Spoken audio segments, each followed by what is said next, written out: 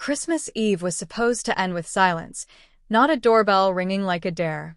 I was halfway through turning off the lights when the chime echoed through the house, bright, cheerful, wildly out of place at exactly midnight.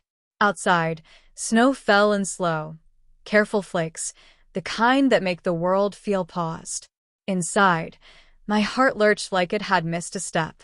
I stood very still. The doorbell rang again. I hadn't been expecting anyone. I lived alone in a quiet cul-de-sac where nothing ever happened, especially not on Christmas Eve. Most of my neighbors had left town days ago. The street was dark, buried under snow and tradition. I grabbed my phone and checked the security app. The porch camera showed nothing but white blur and the soft glow of the porch light. No shadow. No movement. Still, I approached the door. "Hello?" I called, my voice thinner than I liked. Nothing answered. I opened the door. Cold air rushed in, sharp and clean, carrying the scent of pine and snow. The porch was empty. No footprints, no packages, no pranksters running away laughing. Just the wreath I'd hung earlier, and the silent street beyond. I closed the door slowly, unease settling into my bones. As I turned back toward the living room, my phone buzzed. "Check your tree." Unknown number. A chill crawled up my spine. I glanced toward the corner where my Christmas tree glowed softly, ornaments casting warped reflections across the walls. Beneath it sat the same 3 gifts I'd placed there that morning. Nothing more. Nothing less. I typed back, "Who is this?" The message failed to send. The doorbell rang again. This time, when I opened the door, something was different. A small box sat neatly in the center of the porch. No footprints led to it. My breath caught. I scanned the street, still empty. The snow continued to fall undisturbed. I bent slowly and picked up the box. It was light, wrapped in plain brown paper, no tag. Inside the house, I locked the door and placed the box on the table like it might bite. My phone buzzed again. "Merry Christmas, Hannah." I hadn't told anyone my name. Hands trembling, I opened the box. Inside was a snow globe. At first glance, it looked ordinary, clear glass, white flakes swirling around a miniature house. My house. Same blue door. Same crooked mailbox. Even the crack in the driveway was there. I dropped it. The globe didn't shatter. It rolled across the floor and came to rest upright, the snow settling slowly. Another buzz. "Shake it." I backed away. "This isn't funny," I whispered to the empty room. The doorbell rang a 3rd time. I didn't open the door. Instead, I checked the camera again. The porch light flickered, illuminating nothing at all. Then the feed glitched, static tearing across the screen for a split second before returning to normal. Except now, the box was gone. My phone vibrated. Too late. The lights went out. Not just the tree, everything.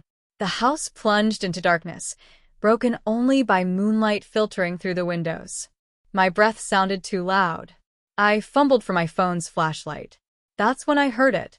A soft knock. Not from the door. From inside the house. It came again, 3 gentle taps, this time from a hallway. I froze, every nerve screaming.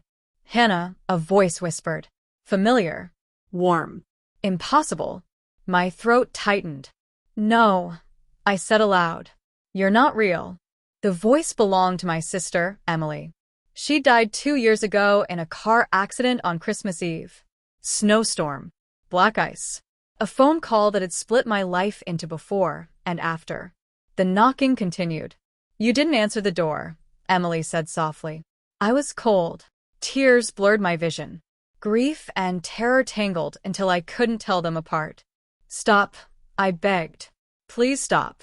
The snow globe on the floor began to shake on its own. Inside it, the tiny front door of the miniature house opened. My phone buzzed again. "You always hated being alone on Christmas." Memories crashed over me. Emily and I as kids, sneaking downstairs at midnight, shaking presents, daring each other to ring the doorbell and run. A stupid tradition we'd laughed about for years. The knocking moved closer. From the hallway to the living room wall. "Hannah," Emily said again, her voice right behind me now. "Open the door." I spun around. No one stood there. But the snow globe's tiny front door was now wide open. Something moved inside it. The real doorbell rang one final time. This time, I knew better. I walked to the front door, every step heavy, deliberate. I placed my hand on the knob, breathing in, grounding myself. "I forgive you," I said softly, not sure who I was saying it to, Emily myself, or whatever wore her voice. The knocking stopped.